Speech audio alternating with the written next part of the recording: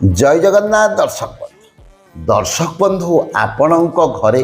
कौन व्यक्ति जदि सबुबले मद पिउचंती सबुबले निशा सेवन करुचंती सेही व्यक्ति को निशा ठारू दूरे रखापी गोटे दिव्य अलौकिक चमत्कार प्रतिकार कहूँ करंतु मन रखंतु जेकोसी शुक्ल पक्ष शनिवार दिन आपण मैंने यही प्रतिकार टी करंतु देखिए जो व्यक्ति नाम को स्मरण करी आपण मैंने यही प्रतिकार टी करेंगे से निश्चित भाव में निशा छाड़देवे निशा ठारू निजक दूरे रखिए ताहले कौन करेंगे शुक्ल पक्ष शनिवार दिन गोटे काच ग्लास रे क्षीर ने से चीनी पकेबे नहीं जाई जामकोली गछमूल को जीवे जामकोली गछमूल गोटे हाथ